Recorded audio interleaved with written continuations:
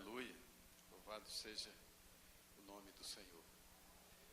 Graças a Deus, Deus, diferentemente de nós, é capaz de perceber diamantes, pepitas, diamante, onde nós não percebemos. Deus é Deus, Deus rico em amor. Aleluia. Vamos ler a palavra de Deus, vamos abrir nossas Bíblias. Evangelho de Lucas, capítulo 1.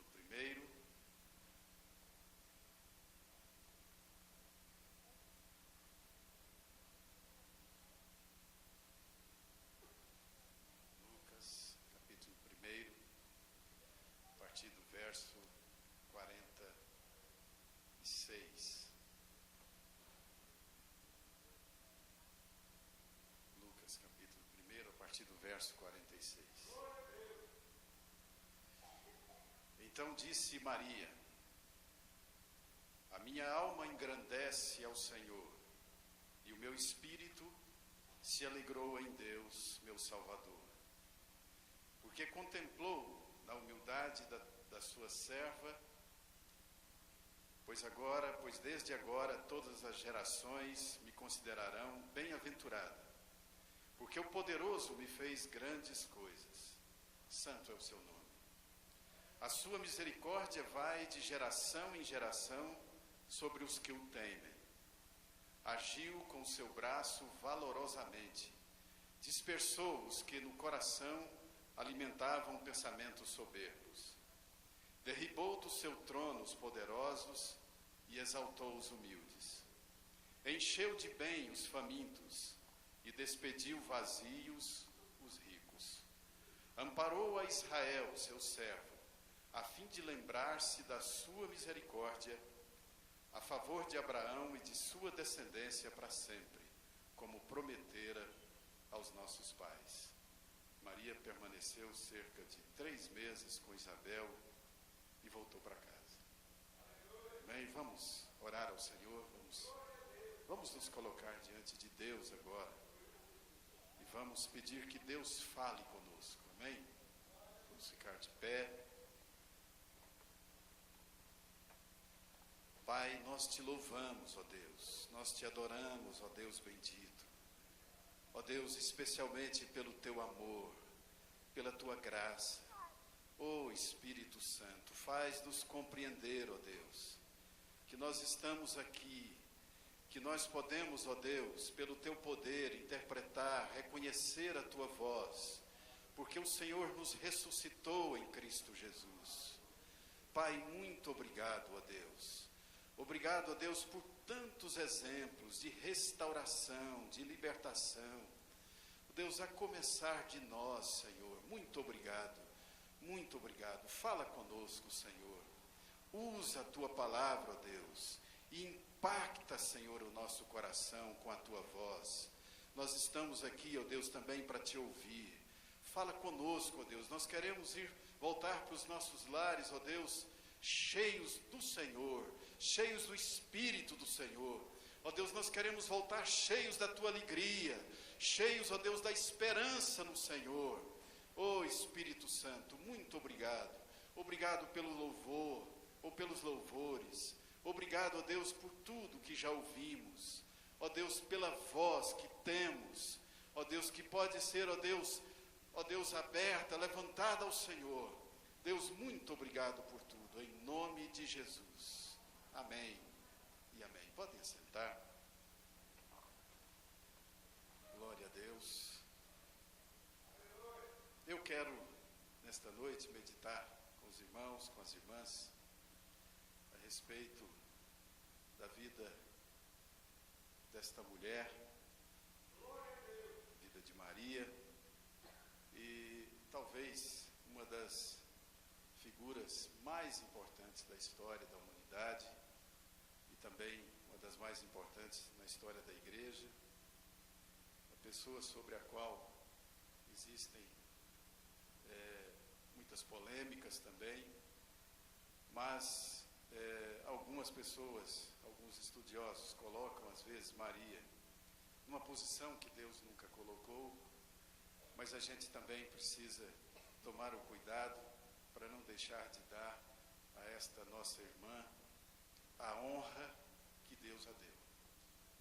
Então eu gostaria de meditar com a igreja nesta noite, rapidamente, sobre algumas características da vida dessa mulher. Uma mulher extraordinária. Uma mulher escolhida por Deus, abençoada por Deus. Uma mulher que cumpriu o seu propósito e, sem dúvida alguma, tem muito para nos ensinar. Tem muito para nos ensinar. E eu quero me esforçar aqui, obviamente, para ser fiel às Escrituras. E eu creio que a única maneira de honrar a vida de Maria, mãe de Jesus, é examinar exatamente o que a Bíblia diz a seu respeito. Não sair daquilo que a palavra de Deus fala sobre esta mulher. Muito bem. A palavra de Deus, o texto que nós lemos aqui, que tem como título o Cântico de Maria, se nós lermos um pouquinho atrás, nós vamos ver que a primeira menção, na verdade, a primeira menção na Bíblia sobre Maria foi quando ela estava diante de um anjo do Senhor e recebe uma mensagem do céu, dizendo a Maria que ela daria luz a um filho, daria luz a um filho, ao Filho de Deus, que se faria carne, habitaria entre nós. Ela seria essa favorecida, essa mulher com quem o Senhor estava, a quem o Senhor achou graça, ou foi gracioso para com essa mulher. E ela então daria a luz a uma criança sem relação sexual com homem algum. Maria era quase casada com José. Ela estava, talvez como muitas pessoas aqui, ou algumas pessoas aqui, muitas irmãs aqui já passaram por essa experiência de estar se preparando para o casamento. Maria estava muito próximo desse acontecimento na sua vida, mas era uma mulher simples. Maria, uma mulher simples, e vivia num lugar que a gente, na nossa vida metropolitana hoje, eu diria que poderia ser considerado um lugar até mesmo desprezível.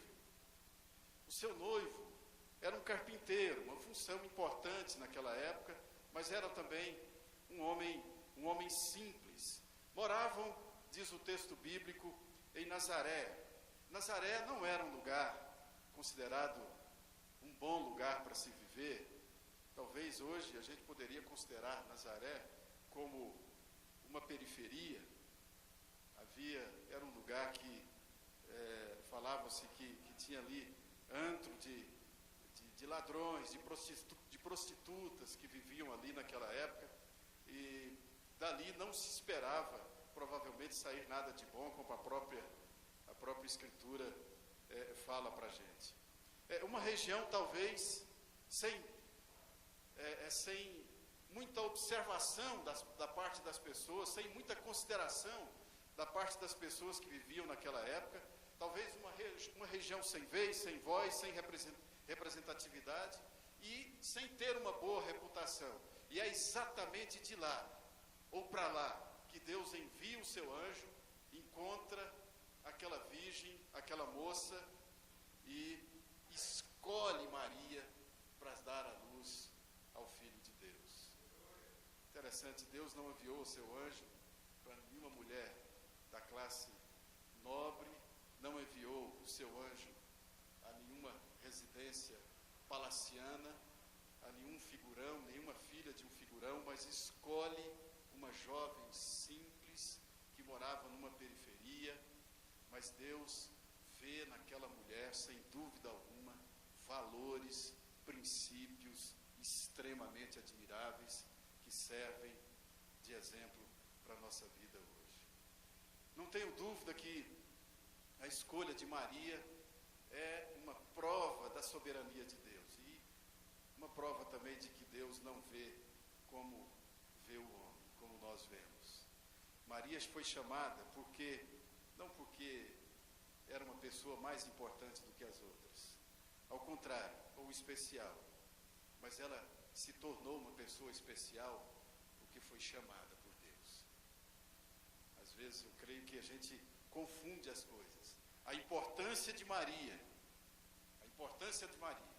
na história da humanidade começa a partir do momento do seu chamado, da sua obediência e da sua vida. E é assim, eu creio, que Deus faz conosco também. Deus nos chama.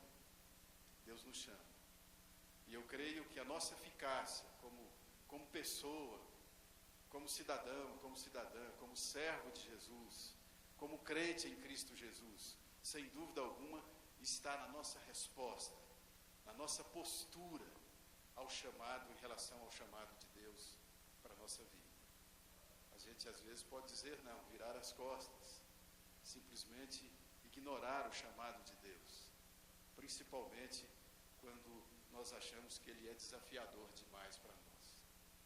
Mas a palavra de Deus diz que, e eu posso citar aqui pelo menos uma dúvida de Maria, e a única dúvida que Maria teve foi em relação à sua concepção, porque ela disse para o anjo: Senhor, como é que eu vou fazer, como é que o filho vai nascer se eu não tenho relação com homem algum? Foi a única dúvida que Maria teve. Mas o anjo então explica para ela que essa concepção seria um ato, ou por meio de um ato sobrenatural de Deus. Maria estava ali diante de um grande milagre. Provavelmente não pôde perceber naquele momento que aquele milagre iria simplesmente mudar completamente a história da humanidade. Ia mudar a minha história, ia mudar a sua história, porque o Filho de Deus haveria de nascer do seu ventre. Mesmo sem compreender tudo de início, Maria obedeceu. E eu fico impressionado, pastor Edson, que o anjo ali anuncia para Maria dois milagres. O Messias nasceria de uma virgem, sem prévia relação sexual, e conta um outro milagre. A tia de Maria, Isabel, já idosa e estéril, nunca teve filhos, estava grávida do precursor do Filho de Deus, de João Batista. E o anjo conclui, quase que repetindo aquilo que o anjo disse lá atrás para Abraão, havia dito para Abraão e Sara, que também velhos receberam o cumprimento da promessa de Deus com o nascimento de Isaac, quando o anjo disse para Abraão: acaso, e Sara, acaso há coisa demasiadamente difícil para o Senhor? E aqui o anjo antecede a dúvida de Maria e conclui dizendo que para Deus não há impossíveis. Dois milagres: o milagre do nascimento de João Batista e o milagre do nascimento de Jesus. Então, o primeiro de uma mulher idosa e estéril, o segundo de uma jovem sem contato com homem algum. Portanto, a ênfase da mensagem do anjo, e aqui a gente precisa ficar atento para isso, a ênfase da mensagem do anjo do Senhor estava na criança que iria nascer. E é interessante quando a gente, observando o texto, a gente nota que Deus está ali anunciando a Maria que ela seria instrumento do propósito de Deus. E Maria compreende isso.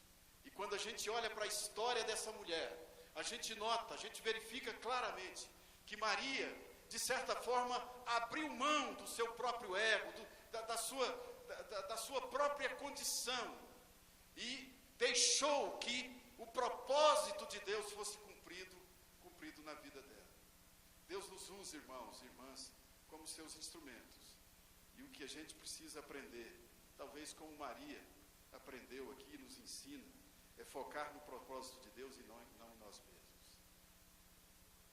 Provavelmente, se algo assim acontecesse no contexto de hoje, provavelmente uma pessoa assim, segundo a nossa teologia pós-moderna, exigiria todos os benefícios, exigiria todos os palcos, mas aquela mulher simples, humilde, se submete a Deus silenciosamente e vai então enfrentar todos os riscos e todas as condições daí para frente, na sua humildade, como mulher escolhida para ser a mãe de Jesus.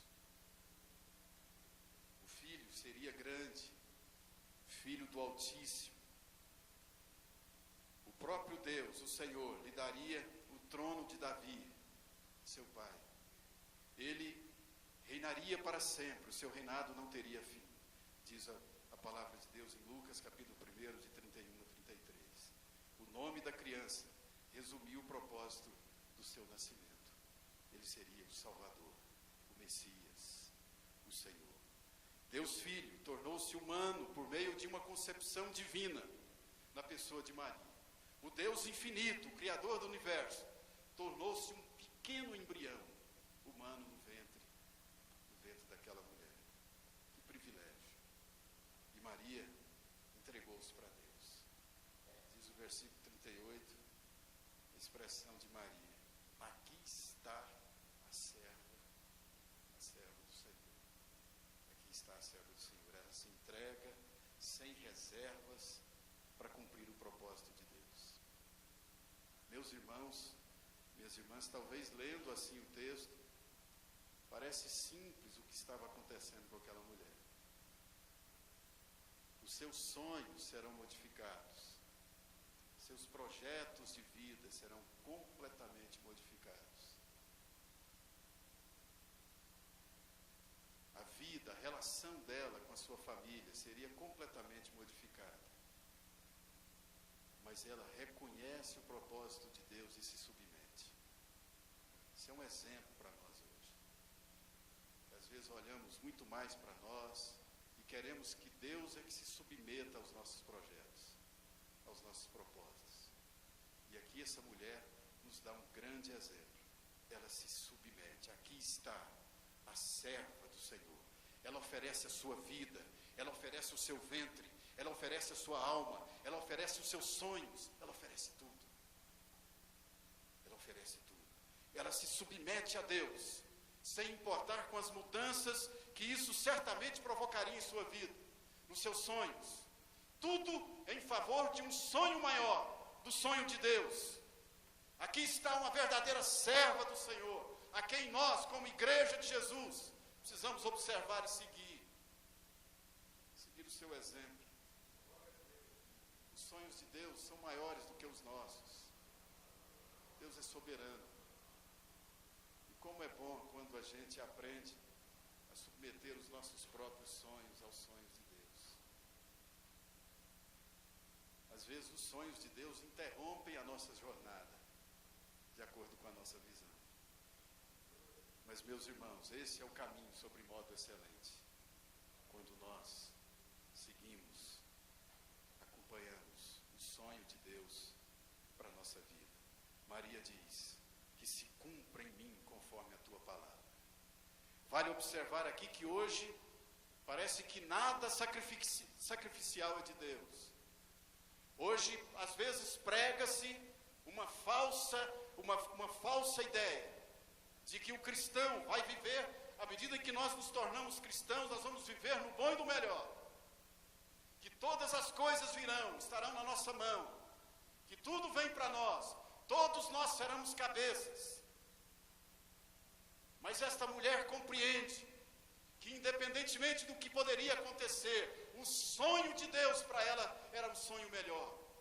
Ainda que viessem sacrifícios, ainda que ela tivesse que abrir mãos dos seus sonhos, os sonhos de Deus deveriam ser estabelecidos por meio da sua vida. E aquela mulher passaria então por uma mudança radical de vida. Maria se dispôs, e olha que exemplo maravilhoso, a pagar o preço do seu chamado. E esse preço começa com uma gravidez inexplicável.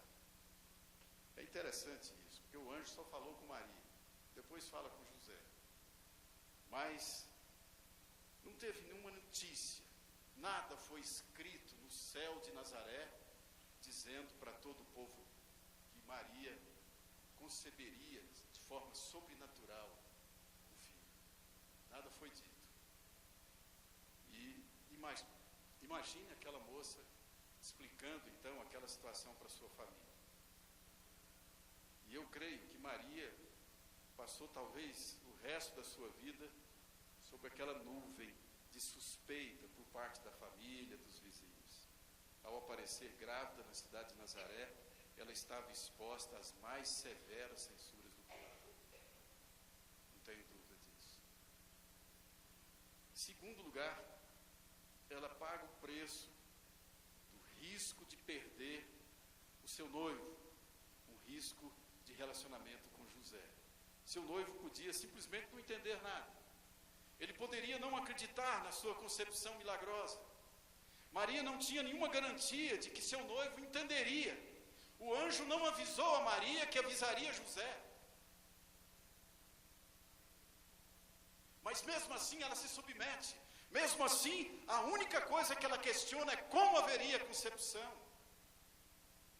Ela mantém a sua integridade, mas mantém a sua submissão. Ela teve então que enfrentar o homem que amava e dizer-lhe que estava grávida. E José sabia que ele não era o pai. Maria estava disposta a sofrer desprezo e solidão. Mas o propósito de Deus na vida dela haveria de ser cumprido. E eu creio que, na verdade, José não acreditou em Maria quando ela falou acerca da gravidez. E ele sofreu. Era um bom homem. Diz o texto que ele resolveu deixá-la em secreto. E provavelmente entendendo que o divórcio era a única saída para, de certa forma, dar uma satisfação à sua própria dor e decepção. A Bíblia diz que José era um homem justo. Mas o anjo então apareceu para ele e revelou a verdade. E José também creu na mensagem do anjo e nas palavras de Maria. José aprendeu que Deus é digno de confiança. José aprendeu que o poder de Deus seria cumprido. Interessante que a Bíblia não registra nenhuma palavra direta de José. A maioria das pessoas envolvidas na história do nascimento de Jesus falou, cantou, gritou louvores, mas não tem nada sobre José. Ele simplesmente obedeceu. Irmãos e irmãs, às vezes a gente é chamado por Deus para viver, para dar testemunho para a história, para os vizinhos, para os amigos, para os familiares, de que nós somos servos do Deus Altíssimo. A gente não precisa cantar, a gente não precisa discursar. Deus nos chama para viver. Deus nos chama para viver. Viver a comunhão com Ele. Mas Maria também enfrentou, sem dúvida alguma, os riscos morais, riscos de imagem, risco até de vida. Ela correu o risco de ser abandonada pelo noivo, mas também de ser apedrejada em público. Era um castigo naquela época para uma mulher adúltera. Afinal, ela já estava comprometida com José, que poderia requerer o seu apedrejamento. Mas ela se mantém firme e crendo no propósito de Deus. E ela se submete ao propósito de Deus em todas as coisas. Maria reconhece o poder, a misericórdia, a santidade, a soberania de Deus, através da sua intervenção no curso da história, irmãos. E a gente pode dizer, lendo os textos, sobretudo o nascimento de Jesus, os seus primeiros anos, nada do que aconteceu com essa mulher foi convencional. Nada. Essa mulher foi surpreendida em tudo, durante toda a sua vida. Toda a sua vida. Por isso que essa mulher merece respeito. E é interessante que eu vejo aqui, realmente, como Deus usa as pessoas. E o que é realmente confiança em Deus. Essa mulher dá um grande exemplo de confiança plena no Senhor. Maria, sem dúvida alguma, é uma prova incontestável de que Deus tem os seus planos. Ele não precisa fazer acordo com ninguém, Ele é soberano. Age como quer, com quem quer e como quer. Deus é soberano. Ele usou pessoas simples, continua usando pessoas simples. Às vezes despreza as estruturas humanas, os poderes, para produzir uma revolução total e mudar toda a história da humanidade, usando peças, pessoas simples, pessoas absolutamente simples, nada de convencional. Maria é um exemplo de pessoa que obedeceu, não duvidou e andou com Deus mesmo em fases difíceis e complicadas. Quando nasce Jesus, Maria ouve por algumas vezes que Jesus, que o seu filho era o Filho de Deus, o Messias, o enviado. E a partir daí, Maria poderia pensar, bom, agora eu vou ver a glorificação do meu filho. A partir de agora eu vou ver o reconhecimento do meu filho. A partir de agora Israel vai reconhecê-lo. O Império Romano vai reconhecê-lo. Mas acontece exatamente o contrário. Acontece exatamente o contrário. E aqui vale a pena ressaltar, antes de Jesus nascer, mais um fato nos chama a atenção. José e Maria são obrigados, por um decreto do rei, a irem até Belém. E olha o que acontece. A mulher, sabendo que no seu ventre estava o Filho de Deus, o Salvador, o Messias, aquele que seria o Salvador do mundo. Essa mulher vai com seu marido, provavelmente uma distância como daqui em Anápolis, cerca de 130 quilômetros, um jumento, ela grávida já nos seus últimos dias de gravidez, enfrenta toda aquela estrada, sabendo que o menino que ela tinha na barriga era o Filho de Deus. Talvez Maria pudesse pensar, mas espera aí, nem pensar. Afinal de contas, a criança que eu tenho no meu ventre é uma criança especial. A criança que eu tenho no meu ventre é o Messias, é o Salvador, é o Filho de Deus, do Deus Altíssimo. Como é que agora eu vou enfrentar essa dificuldade? Por que agora eu tenho que fazer essa caminhada? Isso é uma lição para a nossa teologia de hoje também. Talvez se fosse um de nós, poderia dizer, olha o diabo aí impedindo que o Filho de Deus nasça num lugar legal, num lugar excepcional, que seja visto por todos. Mas não, irmãos, não, irmãs, é o propósito de Deus, era propósito de Deus que eles fossem a Belém e que a criança, o Filho de Deus, nascesse ali numa manjedoura. E José e Maria, obedientes, vão para Belém, enfrentando todas aquelas dificuldades. Será que isso cabe no nosso cristianismo de hoje?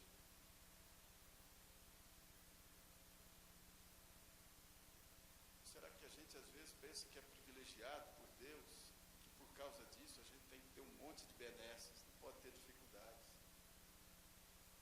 Mas o que importa aqui, irmãos e irmãs, é a obediência ao Senhor. É a crença de que a soberania de Deus é intocável, de que o sonho de Deus, o desejo de Deus é imutável. Jó reconhece isso de uma forma extraordinária quando diz, bem sei que tudo podes e que nenhum dos teus planos pode ser frustrado. Quando conhecemos a Deus, a gente entende isso. Os planos de Deus não podem ser frustrados. E José e Maria, então, vão até Belém de Judá. Mas aquele casal, ou aquela mulher, naquela situação ali, poderia esperar que em Belém eles encontrassem ali alguém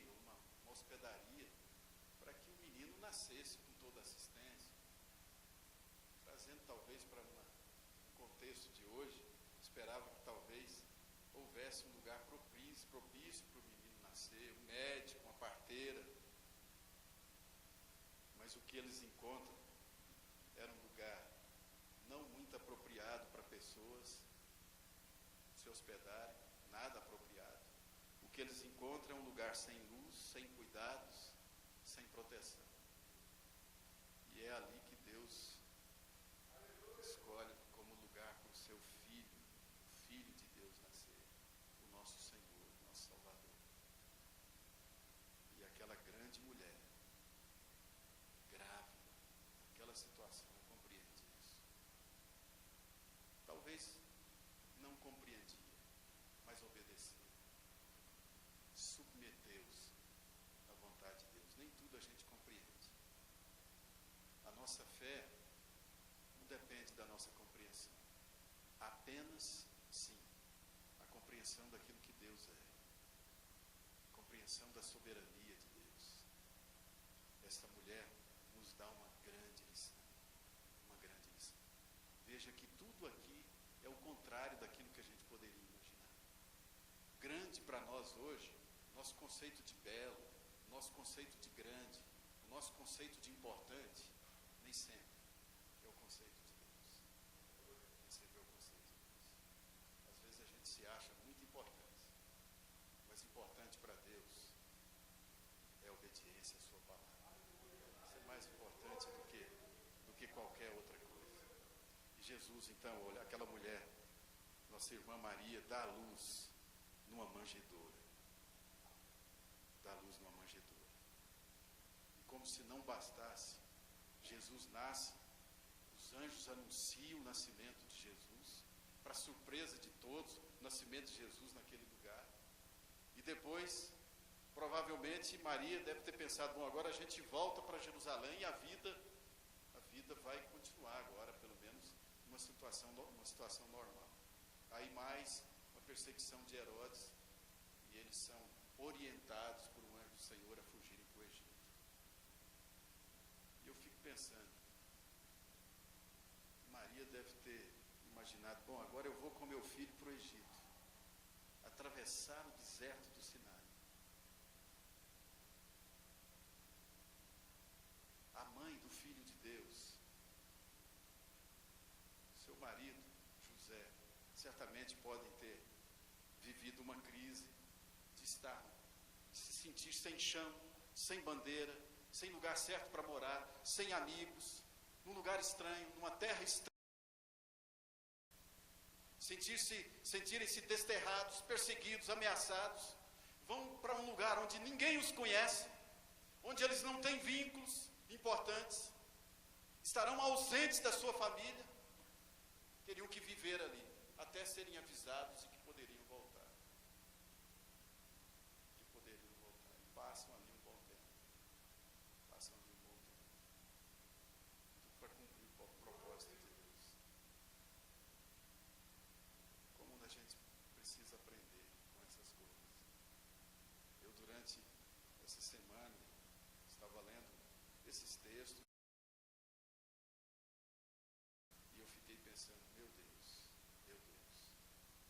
abra o meu coração para que a gente não fique por aí vivendo uma vida titubeante e sem saber realmente os teus propósitos e como eles vão ocorrer para as nossas vidas. O que é importante, irmãos, é crer no Senhor, independentemente da nossa condição, da nossa situação. Ainda que você esteja no hospital, ainda que você esteja com problemas na sua família, ainda que você esteja sendo ameaçado na sua vida por enfermidade, seja o que for. O importante, o que Deus nos fala aqui através do exemplo dessa mulher é creia. Deus tem um sonho para a nossa vida. Deus tem um propósito para a minha vida e para a sua vida.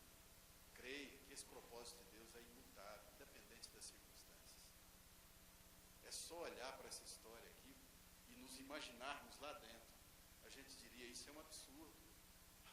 Nós não estamos falando do Filho de Deus aqui. Nos tempos em que nós vivemos, isso aqui é um negócio impraticável, inaceitável. mas era o Filho de Deus, sim. Era o nosso Salvador, era o nosso Senhor. E depois a educação em Nazaré. Eles voltam e vão morar em Nazaré, aquele mesmo lugar. Educar o filho em Nazaré, isso é também incompreensível. Nazaré, essa cidade considerada como subúrbio, talvez para nós aqui, isso é fim do mundo. Era um lugar de péssima reputação, mas é lá que eles vão educar o filho. Uma missão extremamente complexa, mas eu creio, no final, absolutamente compreendida pela obediência, sobretudo, daquela mulher.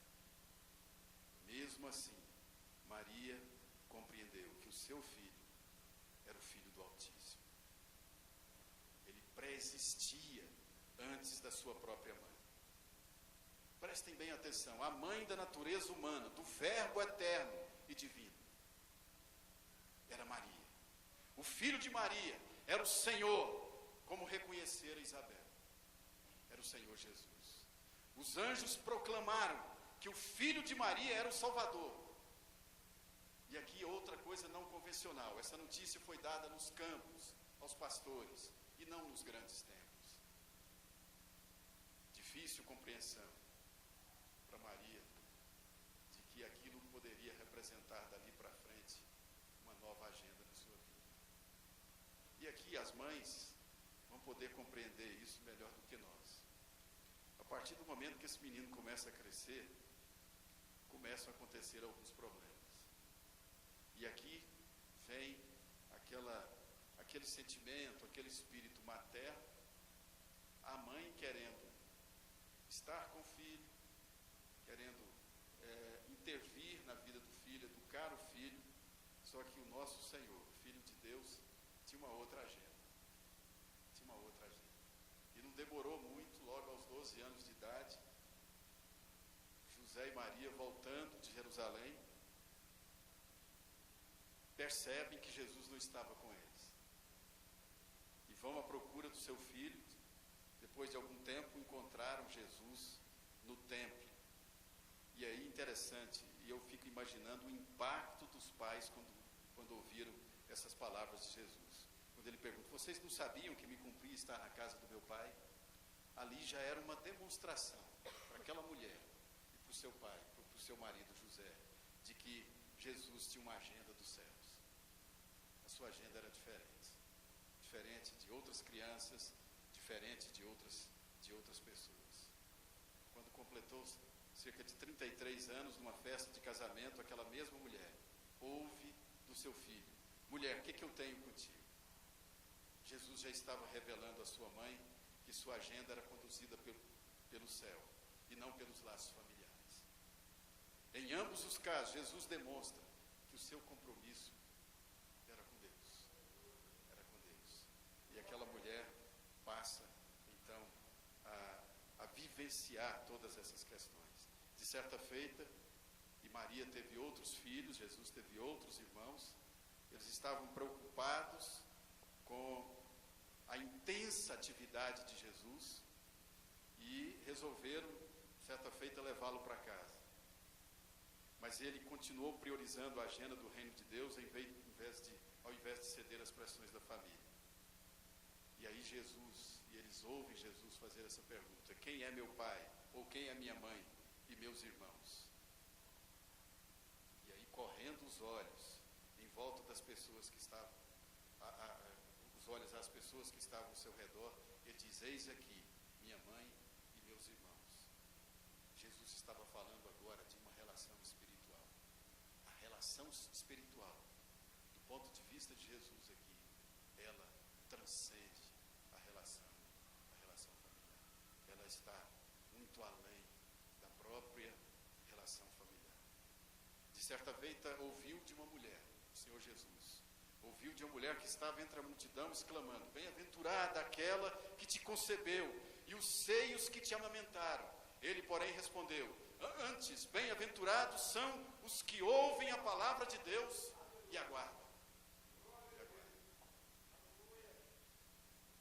A importância, o direcionamento que Jesus está dando aqui. Mas aquela mulher também viu o seu filho morrer na cruz. Ela estava lá. Talvez o dia mais triste da vida de Maria, mas também o dia mais triste da história da humanidade. Mas ao mesmo tempo, o dia mais glorioso da história da humanidade. O Filho de Deus estava sendo entregue à cruz para morrer por causa dos meus pecados, por causa dos seus pecados. Jesus morria, Jesus vencia, humilhado, mas glorificado. Talvez cercado de ódio ali por todos, quase todos os lados, mas transbordava de amor por todos os povos. O amor de Deus estava sendo manifestado ali na pessoa de Jesus. Na cruz, e isso é um fato de destaque interessante, Jesus confia sua mãe aos cuidados do seu discípulo amado, discípulo João, que acho que era seu primo, não é isso, pastor? Era primo de Jesus. E ali Jesus revelou o seu amor, cheio de cuidado, pela sua querida mãe. Ali Jesus ensina que os filhos, sem dúvida alguma, precisam cuidar dos seus pais. Jesus o fez porque José já havia morrido e seus irmãos não criam nele, e além do mais, João era sobrinho de Maria, conforme nós dissemos. E aí a grande admiração sobre essa mulher é quando a gente observa que a última vez, preste bem atenção nisso, a última vez que Maria aparece na Bíblia, é interessante porque depois os apóstolos não falam mais sobre Maria. Nenhum deles falou. 2 irmãos de Jesus, ao que tudo indica, são escritores de livros da Bíblia, Tiago e Judas. Nenhum deles fala sobre sua mãe, fala sobre Maria. Mas Maria se tornou uma discípula do seu próprio filho, uma discípula de Jesus. E eu fico impressionado e glorifico a Deus quando o texto bíblico diz que os irmãos estavam em Jerusalém seguindo a orientação de Jesus. Permanecei, pois, firmes, permaneceis, pois, em oração, até que do alto sejais revestidos de poder. O texto bíblico diz que entre as pessoas que estavam ali, estavam Maria, mãe de Jesus, e os seus irmãos. É a última vez que Maria aparece na Bíblia. Aparece como os demais crentes depois da ressurreição de Jesus, tomando lugar com outros cristãos, sem estar separada deles, sem estar acima deles, mas sendo igual a todos. Igual a todos. Ela estava ali, desejando receber o poder do Espírito de Deus sobre a sua vida. Ela estava ali para se tornar, então, discípula de Jesus Cristo. Sem dúvida alguma, que naquele momento, ou a partir dali, Maria pôde compreender por completo o que foi o grande propósito de Deus na sua vida. Ela teve o privilégio de conceber o Filho de Deus, que se fez homem e habitou entre nós. Meus irmãos, minhas irmãs, que propósito maravilhoso dessa mulher, e que lição preciosa ela nos dá. Ela obedeceu. Talvez muitas e muitas coisas que Deus nos manda realizar, nos manda fazer. Há muitas coisas nas Escrituras que eu não consigo entender. Há muitas coisas que eu não consigo explicar. Mas eu creio. Eu creio. Eu creio em Deus. Eu creio na palavra de Deus. E eu sei que um dia, quem sabe, como Maria, nós vamos compreender o propósito de Deus para a nossa vida. Muitas coisas que aconteceram, muitas crises, muitas dúvidas, mas a palavra de Deus diz que nós devemos crer, porque Deus é fiel, Deus é justo, Ele cumpre a sua palavra. Portanto, o que nós somos chamados para crer e fazer a vontade de Deus, para sermos submissos a Ele, e Maria nos dá um grande exemplo.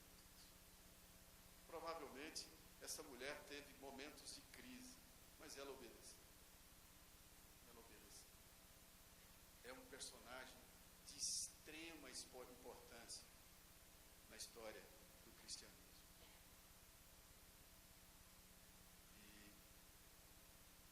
E é bem sintomático o fato de que Maria depois sequer é citada nas Escrituras. Ela cumpriu seu papel, por isso deve ser respeitada. Deve ser respeitada. Não adorada, respeitada. E esta mulher nos ensina, e como ela ensina muita coisa. No Pentecoste, todos são cheios do Espírito Santo. Não diz a Bíblia que Maria é mais cheia do que os demais, nem que ocupa um lugar de destaque sobre os demais. Na verdade, seu lugar doravante deve ter sido muito discreto. Seus filhos, Tiago e Judas, são mencionados e escrevem livros da Bíblia, mas Maria não é mais citada, nem pelos apóstolos, nem pelos seus próprios filhos. O propósito dela não era estar no centro do palco, mas era trazer ao mundo aquele que é a luz do mundo, o único digno de ser adorado, o único digno de ser obedecido, Jesus Cristo, o nosso Senhor. Aleluia. Aleluia. Que missão extraordinária essa mulher teve. Que respeito ela teve ao propósito de Deus. Meus irmãos, minhas irmãs, que a gente possa aprender com essa mulher. Aprender a ouvir a voz de Deus, a responder positivamente à voz de Deus, a nos relacionarmos intimamente com o Senhor. E aquelas coisas que a gente não conseguir explicar, a gente explica pela fé, a gente responde pela fé. Às vezes, a gente é questionado por muitas e muitas coisas, a gente tem, às vezes, é procurado para explicar muitas e muitas coisas, coisas que, diante de Deus, nós não temos a obrigação de explicar. Mas eu, às vezes, pastor Edson, eu prefiro fazer como o pastor Billy Graham diz em uma de suas mensagens: eu prefiro crer no meu Senhor, eu prefiro crer em Deus como soberano, como Deus de amor, conforme nós cantamos aqui, o Deus que enviou seu Filho unigênito, para que todo aquele que nele crê não pereça, mas tenha a vida eterna. Eu prefiro crer como Maria creu. Eu prefiro crer no sonho de Deus para a minha vida e para a sua vida. Que nós possamos responder aos projetos de Deus, aos sonhos de Deus, como Maria respondeu. Que nós possamos agir como essa mulher agiu. E que a gente possa colaborar para que o reino de Deus se expanda, que a gente seja instrumento de Deus. E aqui eu quero concluir dizendo, não é porque você é simples, ou não é porque você se acha importante. Deus usa quem Ele quer e como Ele quer. Deus usa as coisas mais estranhas, as pessoas mais estranhas, às vezes, para nós. As estruturas que nós mais desprezamos, Deus usa, e usa com poder e graça. E estes receberão a coroa da vida. Nós não somos salvos pela importância. Nós não somos salvos porque moramos em mansões. Nós não somos salvos porque moramos em palácios. Nós não seremos salvos porque frequentamos uma igreja no plano piloto. Nós somos salvos pelo sacrifício de Cristo na cruz do Calvário. Nós somos salvos pela graça mediante a fé. Mediante a fé. Que Deus seja louvado. E que o exemplo de Maria fique gravado no nosso coração. E que a gente tenha vergonha de ser diferente desta mulher. Amém? Vamos ficar de pé.